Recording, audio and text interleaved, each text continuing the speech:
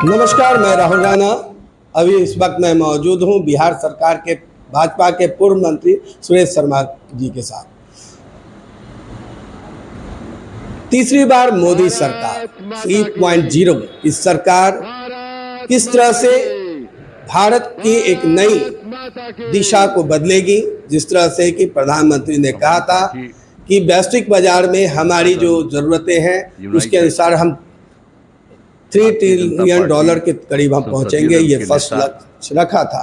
साथ ही बिहार की सियासत में क्या होगा बदलाव या होगा सियासी भूचाल, आइए सीधी बात करते हैं पूर्व मंत्री सुरेश शर्मा जी के साथ। ये सब क्या कहेंगे 3.0 की सरकार, तीसरी बार मोदी सरकार? खुशी की बात है। देखिए, नरेंद्र भाई मोदी की 10 सरकार साल से ये प्रधानमंत्री है, जनता के हितों की सरकार है और इन्होंने किसी एक विषय नहीं, सर्वांगीण विकास देश का कैसे होगा, अब पूरा भरोसा है कि जो कुछ भी बचा है अगली बार ये सब पूरा कर देंगे। सत्य निष्ठा से काम करने वाले और हम लोग मंत्रियों को सब दिन 100 दिन का और पूरे तौर पर भार दिया गया है कि इन कार्यों को आप जिस तरह से भी ये करेंगे बहुत अच्छा है। संदेश आप जान लीजिए कि कुछ यानी लोगों को तो अब लगता है देश कैसे अगली बार समृद्ध जो आप होगा। आइएगा ना, विदेशों में भारत की मर्यादा और कैसे बढ़ती रहेगी, हमको पूरा इन सारे विषयों पर प्रधानमंत्री की ये सब बिना मतलब का बात और बोल तीसरी बार जो सरकार बनी है बिना मतलब का बात वह उसमें कोई राम मंदिर और ये क्वेश्चन नहीं है। उन लोगों ने आज तक कोई काम नहीं किया। क्वेश्चन है कि देश की कोई सेवा नहीं, विकास, लेकिन आपने पूरे देश का सर्वांगीण विकास कैसे होगा, बाद इस तरह से हुआ है। तब इस बार उसी फिर जो पर मौका जनता ने मोहर लगाया है। तो इस मौका के एक बहुत बड़ा एजेंडा आया सामने में, जिस प्रकार से संपूर्ण विश्व में भारत का इकोनॉमिक दर को बढ़ा करके $3 ट्रिलियन बढ़ाना है। तो ऐसे में किस प्रकार से भारत की योजनाओं में, भारत सरकार की योजनाओं में जो भाजपा शासित राज्य हैं उनकी क्या भूमिका होगी और किस तरह से अपने लक्ष्यों को पूरा करने में क्या भूमिका हो सकती है? हर तरह से जो आप सबसे बड़ी चीज उस काम के लिए हम लोग लगे रहेंगे कि डेवलपमेंट और जॉब अपॉर्चुनिटी होगा। अब जितने लोग साथ हुए हैं अब बहुत अच्छा, ये देश में बहुत अच्छे ढंग से अपनी बढ़ोतरी कैसे होगी, तो सब लोग ठीक है, इस पे विचार मिल करके सब लोग चलेंगे आज। और हम लोग पूरा जैसे हम लोग साथ रहेंगे और आप पूरे हम लोग इस बात को रख रहे हैं कि जैसे मनरेगा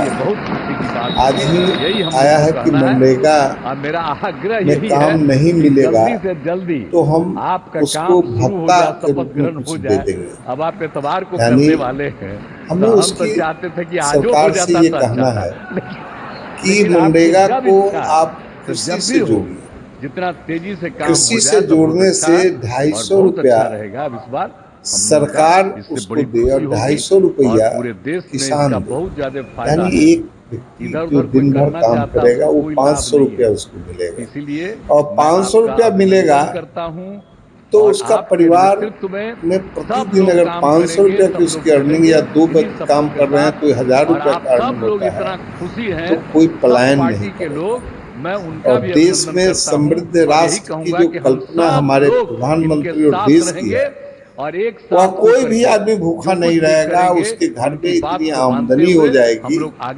और सरकार, इस पर सरकार को पहल करना चाहिए और हम समझते हैं कि इस बार इस तरह की योजना बनेगी जिसमें एक एक व्यक्ति को जॉब मिले और जॉब से अर्निंग हो, अर्निंग से विकास हो, विकास से देश समृद्ध बने। और जो आप कहें इकोनॉमिक समृद्धता आएगी वह इसी विकास के माध्यम से आएगी। तो पर व्यक्ति के कैपिटल इनकम जब रेवेन्यू जनरेट होगा तो $3 ट्रिलियन में भारत स्वाभाविक है कि जब स्किल्ड होगा, जब आदमी काम पर जाएगा, जब अगर वह कृषि और कृषि से जुड़े 2 तरह के हैं, एक किसान है जो जिस खेतिहर है और एक खेतिहर मजदूर है, यह दोनों का समन्वय हो, दोनों समृद्ध हो तो उर्वरा शक्ति माँ जो धरती है वो बढ़ जाएगा। और जब वो बढ़ जाएगा तो जब उर्वरा शक्ति और ज़मीन से उपजाऊ बढ़ जाएगा तो एक समृद्धि तो ऐसी देश में आ सकती है। उसको जॉब का प्रॉपर उसको पैसा अगर 1000 रुपया उस परिवार को रोज मिल रहा है तो स्वाभाविक है कि वह उसके बच्चे, उसका खान पान, उसकी रहन सहन में परिवर्तन होगा। और जिस तरह से सरकार मुद्रा लोन दे रही है उनको बढ़ाने के लिए या लखपति महिला बनाने के पीछे क्या उद्देश्य है?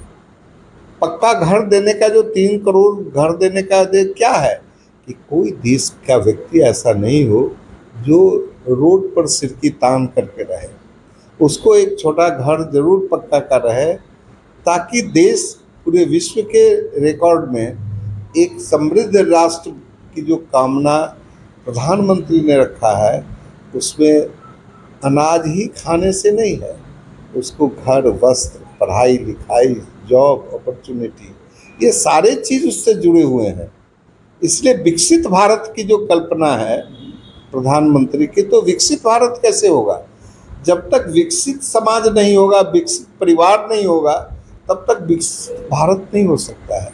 तो आपने सुना कि प्रत्येक व्यक्ति जिस तरह से एक मनरेगा के कार्यक्रम का उदाहरण देते हुए उन्होंने अपनी बात कही कि जिस प्रकार सरकार की योजना, जो लोग अगर मनरेगा में काम कर रहे हैं उनके लिए भी अलग से भत्ता हो और आम व्यक्ति आम खास बने, हर लोग भारत की इकोनॉमी में सार्थक सिद्ध हो, तभी विकसित भारत बनेगा। साथ साथ अब दूसरी बात, बिहार की सियासत में बीजेपी का जिस तरह से लोकसभा चुनाव में सीट कम आया, उससे सियासत पर क्या असर पड़ेगा आगामी विधानसभा चुनाव में, सीधी बात। जी क्या कहेंगे?